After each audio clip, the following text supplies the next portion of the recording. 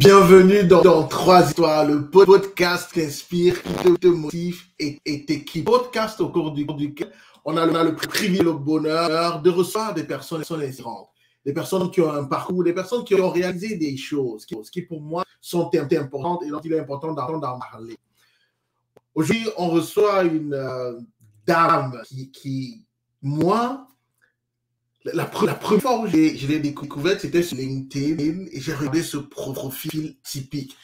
Je me suis dit, waouh, c'est quelle réalisation, quel parcours. Et en plus, je voulais une jeune dame, je me dis, à son jeune âge, elle a tellement fait des choses. Bon, pour moi, je ne dis pas là, je lui donnais, mais vraiment, elle a été merveilleusement créée. Je remercie Dieu pour elle. Et je voyais son parcours, j'étais vraiment passionné.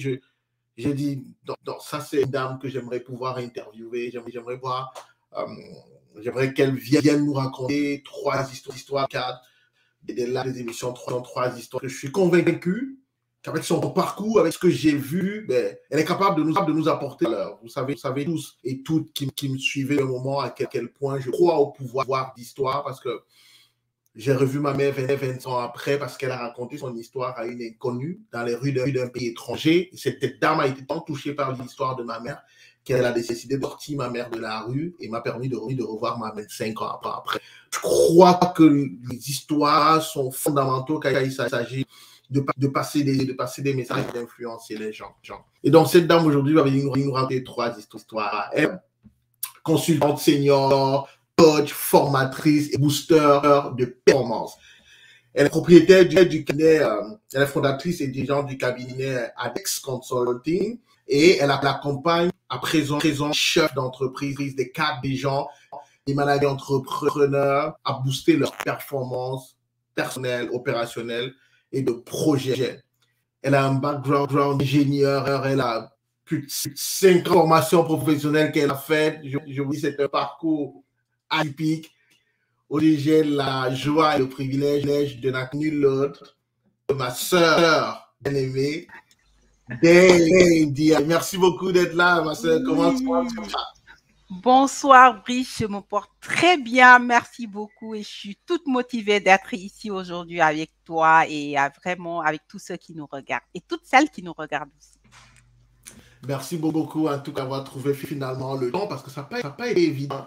Moi, je vais le dire, les internautes, ça va faire 2 ans qu'elle est laissée trouver du temps parce qu'elle est très sollicitée, elle a un prof très demandé, elle prend les dirigeants, elle n'a pas le temps. Aujourd'hui, elle a pu être là et écoute, moi je dis merci beaucoup d'avoir trouvé ça. Moi. Alors, parmi tes hobbies principaux, tu aimes le sport, l'étude, les voyages. Parmi tes valeurs, il y a la passion, l'intégrité, la curiosité. Et de quel coin de la Terre est-ce que tu rejoins aujourd'hui? Alors, c'est une très bonne question. Donc, moi, je vous appelle depuis Dakar, au Sénégal, qui se situe en Afrique de l'Ouest. Oui, c'est que tout le monde connaît Dakar, là. On connaît l'île de Gorée, tout le monde connaît la belle histoire tragique qui a été transformée en quelque chose Alors, un espoir, un coin idéal à visiter, Gorée. ouais, et puis là, pour la petite anecdote, j'ai passé 7 ans à l'île de Gorée parce que j'ai été dans le lycée d'excellence Mariamaba. Donc, pendant 7 ans, j'ai fait là-bas mes études. Donc, ça, c'est aussi vraiment un pan de ma vie qui m'a marqué. J'étais dans l'île pendant 7 ans et puis je revenais une fois par semaine sur Dakar. Ah, ok, magnifique. En tout cas, on est content de voir. Et aujourd'hui, en tant que consultante senior, formatrice et booster de performance, j'aimerais que tu nous racontes une première histoire. Comment est-ce que tu en es arrivé là? Tu as plusieurs skills, un parcours extraordinaire, en tant qu'ingénieur et tout, tu as travaillé dans les multinationales. Comment est-ce que tu en es arrivé aujourd'hui à créer ce cabinet et à offrir ce beau cadeau des dirigeants à des cadres, des chefs d'entreprise? Ça, c'était la première histoire. Ouais, excellent. Alors, moi, cette première histoire, je la nommerai comme apprendre et s'élever. C'est une histoire qui a la dernière étape, en fait, parce qu'effectivement, on a tout un chemin de vie qui nous construit et qui fait qu'on est la femme, la personne qu'on est maintenant. Et donc, ça remonte depuis l'enfance. Mais au moins, ce que je peux dire, c'est que cette partie de ma vie que je vis aujourd'hui remonte il y a 3 ans. Alors, il y a 3 ans, c'est quand j'ai décidé vraiment de quitter mon poste de country QHSE manager dans une grande multinationale présente au Sénégal où j'étais dans le comité de direction pendant plus de 6 ans. Et donc, j'ai vraiment pris la décision de quitter mon poste pour aller voir d'autres cieux, pour sortir de ma zone de confort, alors que j'avais déjà passé plus de 15 ans, vous vous imaginez, dans cette boîte-là. Depuis que j'étais jeune, j'étais rentrée à 23 ans. Voilà, bref, j'ai connu que cette boîte-là, à part vraiment les stages de perfectionnement que j'ai fait en industrie. Donc, vous vous imaginez ce que ce qu'a dû me demander comme courage de faire ça. Et honnêtement, je n'avais pas forcément une idée exacte voilà, du chemin que j'allais prendre, de ce que je voulais faire exactement. Alors, j'avais des idées, je me projetais, plus ou moins, j'avais mon petit carnet, j'écrivais des choses, mais pas vraiment de chemin très clair et tracé. Et vraiment, mais j'étais convaincue quand même que c'était la meilleure chose à faire. Il fallait sortir vraiment de cette zone de confort-là pour me perfectionner, pour aller saisir d'autres challenges. J'adore prendre des challenges et c'est comme ça que ça a démarré. Et quand ça a démarré, j'ai décidé en parallèle, en réalité, de prendre des cours, de sortir vraiment de ma zone de confort parce que j'ai pris des cours en marketing, en finance, en comptabilité, bref, la totale, en gestion de ressources humaines parce que j'ai fait un exécutif MBA, donc un Master in Business Administration. Et donc, du coup, je voyais énormément de choses. Et en parallèle aussi, ce que j'ai fait, c'est que j'ai commencé le marketing digital. Alors, j'ai appris un peu sur le tas en regardant les gens faire. J'ai commencé à m'intéresser, à faire mes posts, à faire du storytelling. D'ailleurs, dès que j'ai arrêté mon contrat, j'ai fait mes premiers storytelling naturellement sur le réseau social. Voilà. Et c'était vraiment ce chemin-là que j'avais envie d'emprunter. Et cette période-là a duré, on va dire, 2 ans entre les cours que je prenais, entre vraiment ce marketing digital que je faisais, mon projet que j'élaborais en parallèle. Oh, ça a été vraiment dur, mais j'ai vraiment essayé de tenir bon. En plus, vous imaginez, femme, mère, épouse. Et puis, comme tu disais tout à l'heure, à l'époque déjà, il y a 3 ans, j'étais j'étais presque dans mes 40 ans. D'accord, donc vous vous imaginez un peu ce que ça a demandé, voilà, comme dépassement de soi, comme force, comme courage, comme persévérance. Mais j'avais en tête, voilà, un but ultime qui était vraiment d'arriver à faire des choses bonnes. Pas seulement pour moi et mon entourage, mais aussi pour ma société, pour la société dans laquelle je vivais et pourquoi pas au-delà. Et aujourd'hui, vraiment, je me rends compte du chemin parcouru parce qu'au bout de ces 2 ans-là, j'ai pu quand même après occuper un poste de directeur général. Donc, vous vous imaginez, je suis passée de responsable QHSE dans une entreprise, même si j'étais dans un comité de direction sur les réseaux, j'étais à moins de 500 contacts, notamment sur LinkedIn. Et au bout de on va dire, voilà quoi, au bout de 2 ans, j'étais là avec une double diplomation en plus qui était un exécutif MBA, mais aussi un Master Management et Organisation type MBA international, donc avec des crédits européens. J'avais aussi en parallèle des certifications internationales d'organismes canadiens. J'ai développé mon marketing digital pour aujourd'hui être à plus de 30 000 connexions et j'ai été directeur général dans une société pour lancer une nouvelle activité. Donc, ça a été vraiment juste une accélération de fou pendant ces 3 ans, là où pendant 6 ans, j'avais vraiment à un moment plafonné, on va dire, même si j'apprenais, mais je ne prenais pas forcément l'envol, en tout cas, dont mon potentiel était capable. Ben, en 3 ans, voilà, c'était juste énorme. Et quand je me rends compte aujourd'hui du chemin parcouru, voilà, je me dis, tous les jours, je me dis non, c'est pas possible. Il a suffi d'une décision, il a suffi d'y croire, il a suffi de la volonté, de l'engagement, de l'abnégation pour y arriver. Pour y arriver, surtout en plus, jusqu'à coécrire un livre avec 30 autres femmes ingénieures en Afrique. de toute l'Afrique qui est partagée partout dans le monde avec 2 organismes internationaux justement du domaine de l'ingénierie, ce qui était un rêve d'enfant en fait. Et donc, c'est juste énorme. C'est juste énorme. Voilà, c'est juste énorme. Écoute, quand tu parles c'est énorme, effectivement, c'est énorme, quoi. D'y arriver, de décider de le faire, de payer le prix nécessaire, ce que ça a coûté, comme énergie, comme temps. Tu es une professionnelle, tu as une vie de famille aussi, tu as géré tout ça, mais quand même, tu y es arrivé. C'est inspirant. J'aime 3 histoires parce qu'il y a toujours des histoires inspirantes, des parcours que les gens ont eu et qui nous permettent, nous aussi, de nous améliorer. Je voudrais, Dave, qu'on aille à la deuxième histoire, notamment l'histoire de la première fois. Je ne sais pas la première fois, je ne sais pas ce que ça concerne, mais je suis bien pu découvrir avec les internautes ici qui nous suivent les différentes plateformes. Eh bien, c'est quoi ta première fois, tu parlais de quoi? Raconte-nous ça. Alors celle-là, elle est tout à fait drôle parce qu'on va remonter à 18 ans en arrière. Donc, quand je venais d'arriver justement au sein de cette multinationale, honnêtement, dans laquelle je me suis vraiment formée et donc qui a été vraiment mon tremplin pour arriver aujourd'hui où j'en suis. Et donc, je suis rentrée dans cette multinationale à l'âge de 23 ans. Alors, ce qu'il faut savoir, c'est que j'étais sortie de la première école d'ingénieur de mon pays et j'étais aussi sortie major de ma promotion, qui plus est dans un domaine vraiment technique, parce qu'à la base, je suis un ingénieur en mécanique, option électromécanique, ce qui était très rare à l'époque.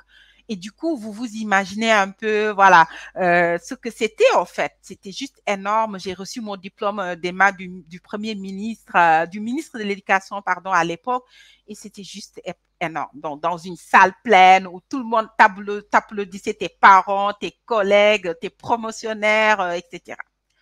Alors, je débarque toute fraîchement, donc avec ce diplôme-là, voilà, avec dans la multinationale et on m'affecte donc dans le service des opérations, au niveau du département des opérations, plus précisément au niveau du service de l'ingénierie. Et à l'époque, le service, voilà, était en construction parce que ça dépendait un peu du chef des installations, mais on voulait en faire un service à part. Et donc, moi, je prenais ce challenge-là à 23 ans. Et du coup, on m'a donné un baptême de feu, peut-être pour voir un peu comment est-ce que j'allais réagir, est-ce que je serais capable vraiment d'y aller au fond et puis de faire ce que j'ai à faire, parce que quand même, on va se dire 23 ans, c'était assez jeune, j'étais une femme, donc bon, ça pouvait faire quand même l'objet de stéréotypes. Heureusement, j'en ai pas eu, en tout cas, je ne l'ai pas senti. Et je suis allée. Et ça a été vraiment un baptême de feu. Alors, je suis rentrée dans le dépôt. Il faut savoir que j'étais la seule femme du site. Il y avait peut-être une 50aine de personnes de tous les âges, hein, plus de 50 ans. Alors, je suis sûre que j'étais aussi, a priori, la plus jeune aussi du site. Et ben, j'étais là comme ingénieur stagiaire. En plus, il fallait que je confirme, que je prouve. Voilà. Et puis, malgré mon jeune âge, donc, on m'a donné la direction d'une équipe. Ben, vous imaginez, c'était que des hommes et on va dire peut-être tous beaucoup plus âgés que moi. Et ma première mission qu'on m'a confiée, donc de par mon patron, c'était vraiment que je salue au passage, hein, parce qu'on s'est parlé même aujourd'hui. Mon patron d'il y a 18 ans, voilà, quand j'avais 23 ans, là, on vient de se parler aujourd'hui sur LinkedIn, c'est juste top. Donc, ma première mission était de vider un réservoir d'hydrocarbures. Alors, il faut vous imaginer, c'est des réservoirs de 15 millions de litres, donc ils sont très grands, à la fois sur la largeur, sur la hauteur. Et ce qu'il fallait faire, en fait, c'était vider le réservoir. Et vider le réservoir parce que le produit, il est toxique, il est inflammable. Et il faut le vider avant qu'on puisse nettoyer pour faire la maintenance. En plus, à cette époque-là, il y avait beaucoup de challenges sur les capacités au niveau pays. Il fallait libérer de la capacité pour livrer les clients, etc. Donc, il y avait beaucoup de pression, en fait. Et moi, on me disait de libérer, en fait, ce bac-là. Donc, je me mets dans les documents. J'essaie de lire. Bon, en plus, la plupart en anglais, technique. Voilà, quand j'ai fait mes études en français, bon, heureusement quand même, parce que je suis passée à l'école Maria Maba où, voilà, les langues étaient bien visitées. Et donc, il fallait regarder ces documents. Donc, tu ouvrais, c'était voilà, bof, des centaines de pages. Tu lis à gauche, explosion, à droite, risque de mort d'homme, au milieu, risque de déversement, risque de pollution. Ben, j'ai dit, c'est quoi ça? Mon Dieu, comment je vais m'en sortir? D'ailleurs, j'avais un délai pour le faire. Je n'ai pas le temps de lire tous ces documents et de ce que je lis, c'est risqué en fait. Je ne peux pas faire n'importe quoi. Je ne peux pas aller y aller comme je veux dans mon temps. C'est pas possible. Et en même temps, je ne peux pas me précipiter et faire n'importe quoi. Mon Dieu, quelle est la situation? Et j'étais là. Quelle était la solution? J'étais là à me dire comment je vais faire. Et puis, c'est là où c'est intéressant d'être en bonne relation avec les gens. Donc, quand j'étais arrivée quand même, voilà, cette culture africaine, d'aînesse, vraiment, j'ai essayé vraiment de respecter les aînés, de les saluer, voilà, d'être quand même correcte avec eux. Et donc, du coup, il y a un aîné qui avait plus de 50 ans et que je salue parce que qui est toujours en contact avec moi. Chaque semaine, il m'envoie jusqu'à aujourd'hui des messages, etc. Et donc, il vient me voir et me dit, Ndeye, au fait, je te vois depuis ce matin un peu rentrer, sortir, etc. Mais qu'est-ce qui se passe? Tu m'as l'air un peu, voilà, préoccupée. Qu'est-ce qui se passe? Et je dis, bah, il se trouve que, voilà, on m'a confié telle mission et honnêtement, je ne sais pas comment m'y prendre et là, je ne sais pas comment faire. Et l'ancien me dit, mais attends, est-ce que tu as demandé à telle personne qui est dans tel bureau? Je dis, non, je ne lui ai pas demandé. Et la personne me dit, mais en fait, cette personne, elle a l'habitude de le faire. Elle connaît comment le faire. Elle a l'expérience et elle peut te montrer rapidement comment le faire sans qu'il y ait aucun souci. J'ai dit, OK, ah bon, d'accord, merci beaucoup. Alors, je me lève de mon siège, je vais voir la personne, je viens m'asseoir gentiment. Du coup, je dis, voilà, rebonjour, etc. Voilà, on m'a donné telle mission, etc., etc. Et je ne sais pas forcément comment faire. J'ai lu les documents, mais je ne sais pas si vous savez que vous pouvez m'aider, etc., etc. Et l'ancien, il me regarde, il me dit comme ça de la tête. En plus, il n'a même pas beaucoup parlé. Il a fait comme ça de la tête. Il m'a dit, suis-moi, comme ça, avec le signal de la main. Je l'ai suivi. On est parti. Il m'a montré en fait les vannes, les grosses vannes de 12 pouces, etc. Il m'a dit, tu branches ici, tu branches de l'autre côté, tu mets le moteur de ce côté, tu le connectes avec l'autre pipe qui va dans l'autre bac, en fait, qui a le même produit et tu déclenches et tu vides ton bac. En fait, il me l'a montré d'une telle facilité. En quelques moments, j'étais comme ça, bouche bée. Je dis, OK, OK, OK. Merci beaucoup. Il est retourné. J'ai appelé les équipes. Je leur ai dit, OK, on va faire comme ça, comme ça, comme ça. Et puis les gens me disent, oui, oui, oui, OK, on a l'habitude de le faire d'ailleurs. Et puis tout le monde connaissait comment il fallait faire en fait. Je dis, OK, d'accord, c'est bon. Ça a été mon baptême de feu. Et puis ça s'est très, très bien passé, l'opération. Ça a été vraiment, on va dire, mon premier succès. Voilà, mes patrons étaient contents, on m'a confié d'autres bacs, on m'a confirmé en une année avec tous les avantages, le CDI, le job group, etc., etc. Et donc vraiment, s'il y a on va dire, une morale au fait à cette histoire-là, c'est vraiment d'avoir toujours de l'humilité, savoir demander à l'autre qui peut être plus connaisseur, d'accord. On a beau avoir les plus top diplômes du monde, voilà, ça n'augure pas forcément de la compétence sur le terrain, sur un sujet particulier, surtout sur une situation particulière. Donc, n'hésitez pas à être humble et à demander. Se mettre toujours donc dans une posture d'humilité, écouter l'autre et puis en tirer des enseignements. Voilà le partage que je voulais faire pour cette deuxième histoire-là, pour ma première fois. Wow, écoute, c'est tellement inspirant. On va très bien grâce à l'aide des personnes autour de toi, que ce soit la personne qui t'a dit, OK, est-ce que tu as vu tel, ou que ce soit même cet ancien allé voir et qui t'a dit, OK, voici les étapes à suivre pour arriver. On voit très bien que c'est parce que tu as eu justement la sagesse de demander, d'accepter d'être accompagné, parce que tu aurais pu, après avoir lu tes documents, de prendre le risque de choses comme toi tu as compris. Mais finalement, c'est coup de main, c'est ça de faire des recherches en opération, de déboucher sur ce qui t'a été ouvert après comme opportunité, comme porte. Donc, en tout cas, super, merci beaucoup pour cette morale. Effectivement, on comprend que l'unité de demander, l'unité de se renseigner pour pouvoir avancer.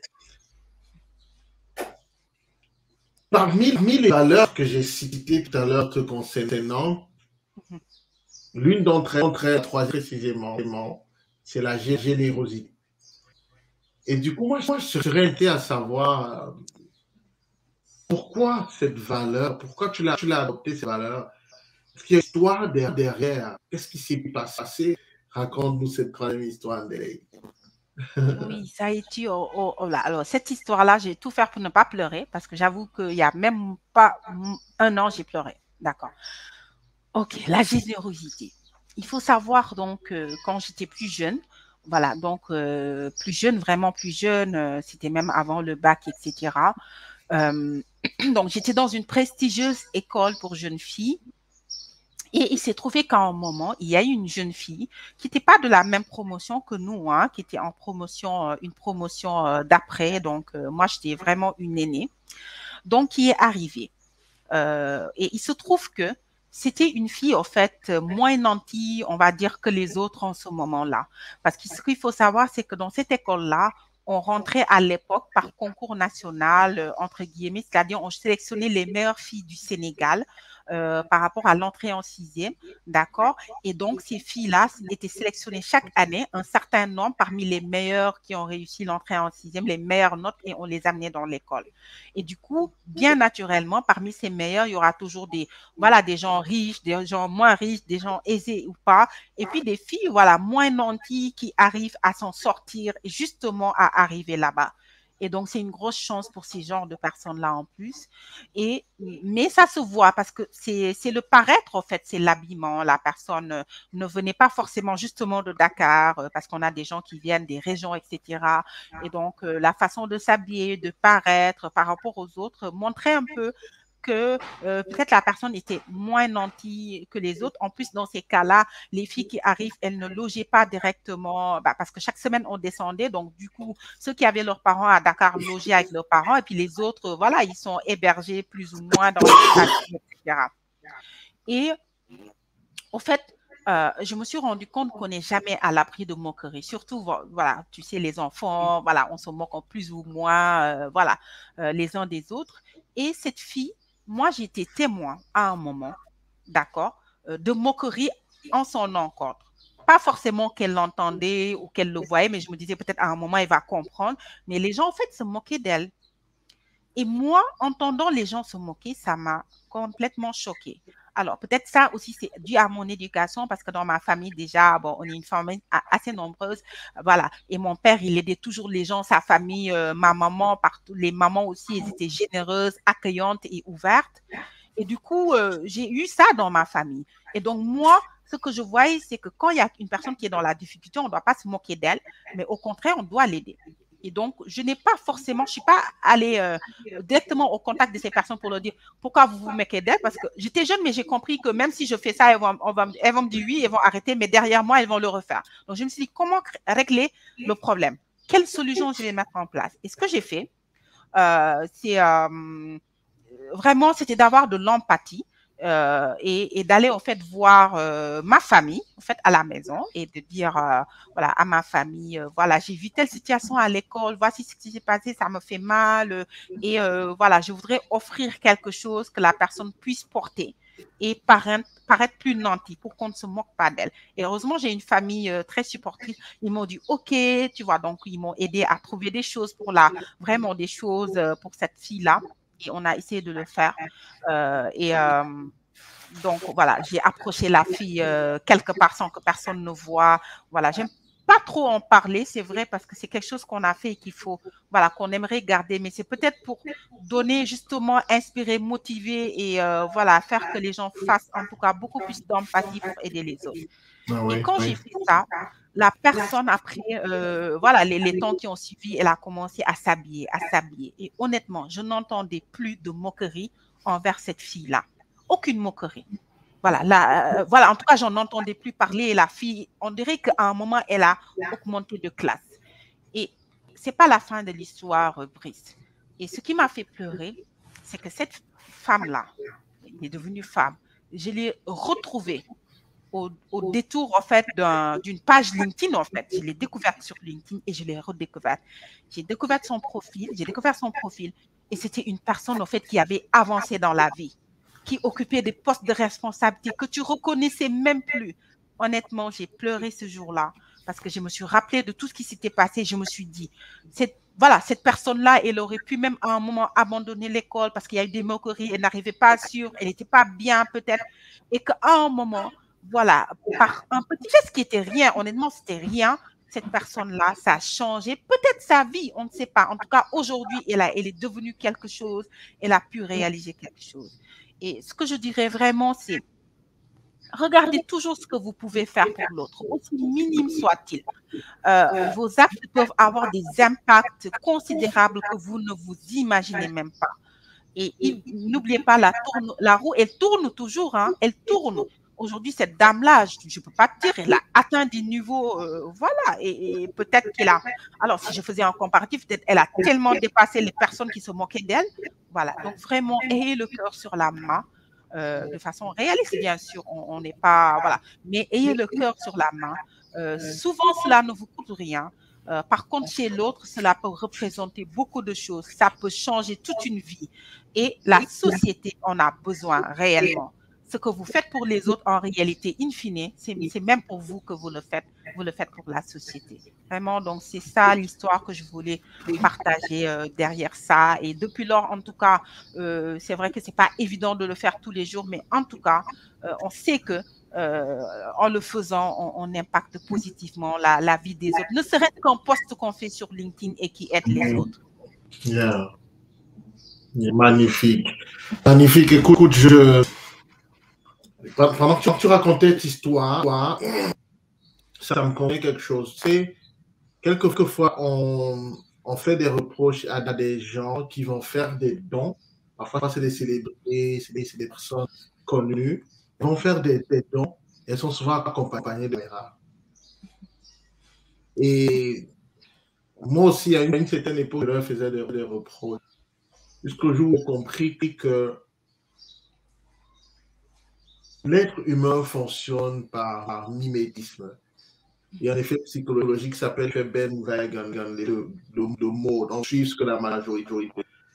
Donc, aux informations à la on a de mauvaises nouvelles, des guerres, des machins, mais si on a au moins quelqu'un qui a des actions généreuses, c'est bien. Ça peut stimuler les gens à aimer les autres aussi, à se comporter comme ces personnes-là.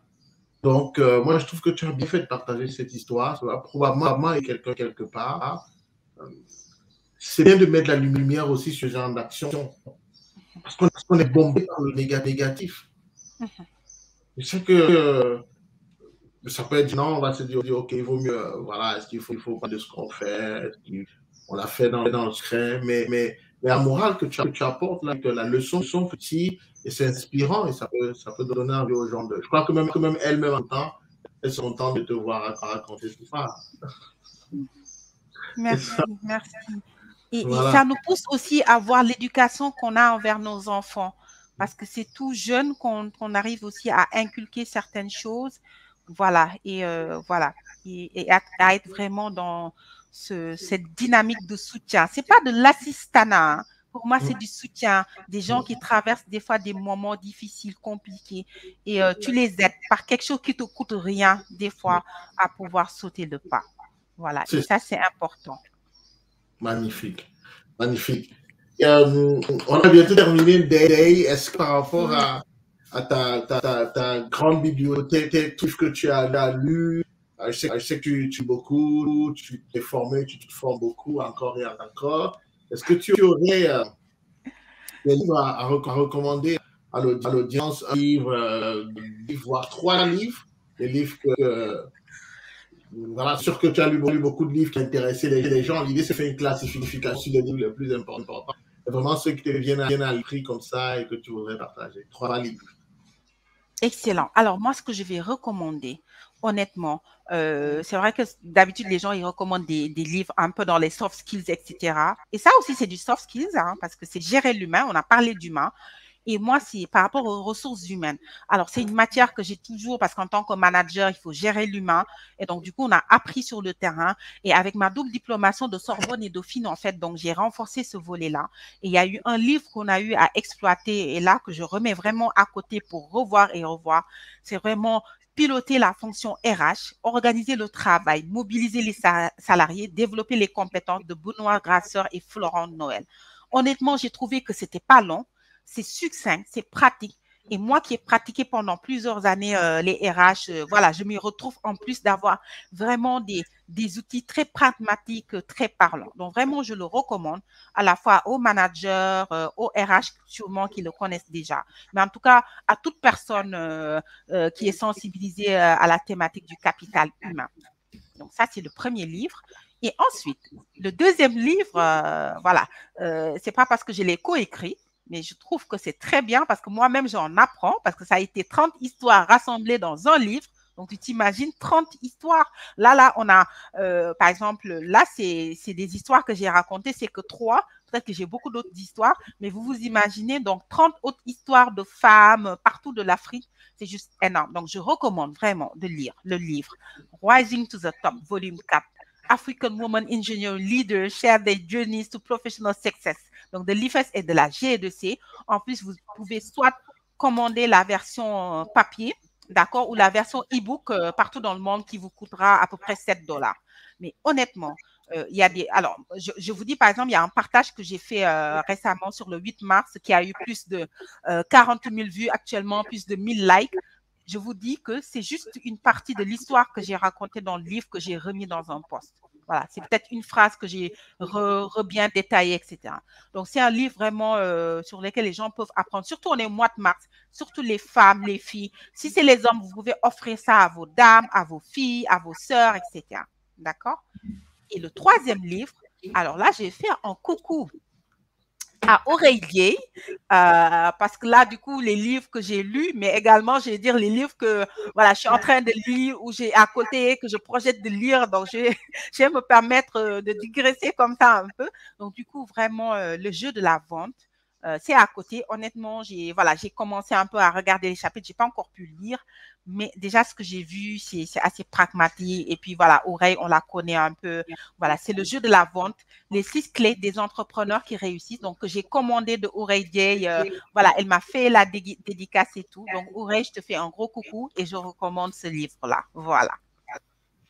Merci beaucoup. Merci, Ndé. En tout cas, c'est super intéressant. Aurélie, je la connais aussi. Elle fait un grand boulot dans le domaine de la vente. Vraiment passionnée par cette activité-là. J'ai eu le privilège de la recevoir ici. Elle avait 3 histoires, notamment comment elle s'est lancée justement en activité de la vente. Et aujourd'hui, elle simplifie ça. Elle en fait un jeu qui est intéressant. Merci beaucoup. On a presque terminé. Alors, est-ce que tu aurais un dernier à partager avec l'audience? On fait pour te contacter. Je sais que ton nom Google ou sur LinkedIn, tu vois. Mais un dernier mot, un dernier partage.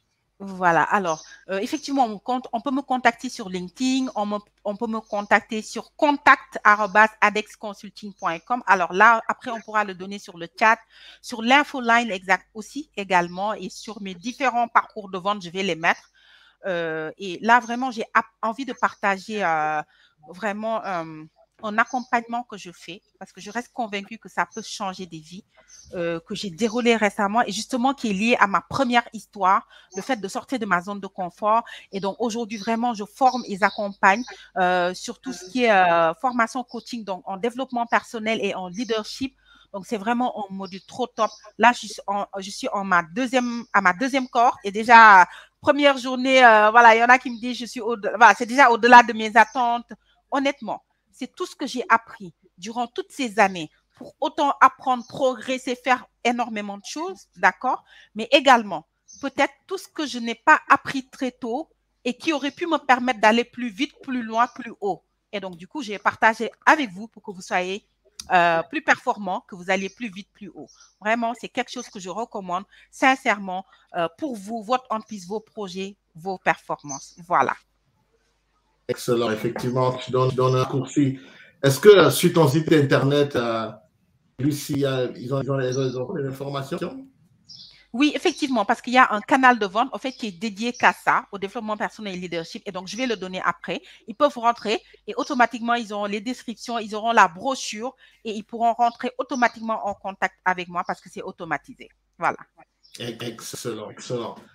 En tout cas, merci beaucoup à toi. Merci infiniment d'avoir trouvé ce temps pour qu'on puisse changer, le temps pour qu'on écouter tes 3 histoires inspirantes. Je suis convaincu que les gens Et en replay aussi, les gens vont voir, on est diffusé sur la plateforme comme ici c'est, Facebook et LinkedIn. Et forcément, quand quelqu'un qui va être touché par une parole ou bien par une de tes histoires, et ça va peut-être créer le déclic. Et aussi, vraiment, une fois de plus, merci d'avoir trouvé le temps. Merci beaucoup. Merci Brice, et c'est moi qui te remercie aussi parce que depuis lors, voilà, tu reviens, on en parle, on est resté, voilà, brothers and sisters sur WhatsApp, et c'est juste magnifique. Donc, je t'ai découvert, j'ai découvert comment tu partages ces histoires et tu me donnes envie de jour en jour, justement, de partager des histoires. Donc, félicitations aussi à toi, bonne continuation, et je reste convaincue que tu vas encore de plus en plus être connu et impacter les vies, et notamment celles de femmes leaders. Merci beaucoup. C'est mon vœu le plus cher, justement, apporter une contribution au leadership féminin, impacter davantage à travers le monde. Merci beaucoup. Je te mets en backstage et je te remercie. Merci d'avoir regardé ce moment intéressant, ce moment riche en apprentissage, ce moment où on a écouté trois histoires et un parcours atypique. C'est vraiment un privilège pour moi d'avoir réussi à passer ce temps avec elle parce que ça n'a pas été évident, comme je le disais au début. Toi qui écoutes, s'il te plaît, je te prie de partager cette vidéo parce qu'on ne sait jamais. Quelqu'un qui écoute la vidéo quelque part, ça peut créer un déclic, ça peut changer sa vie. Si tu me suis depuis un moment, tu sais que moi, je suis un passionné des mots et des histoires. Parce que je pense que chaque histoire va raconter votre diamant. Je pense qu'une histoire peut le déclic, peut totalement changer la destinée de quelqu'un. Et je vois par expérience. Ma mère est passée par là et je vais la revoir 25 ans après parce qu'elle a su raconter son histoire à une inconnue. Merci beaucoup et à la semaine prochaine avec une invitée tout aussi inspirante que Ndendei. Prenez soin de vous. À bientôt. Bye bye.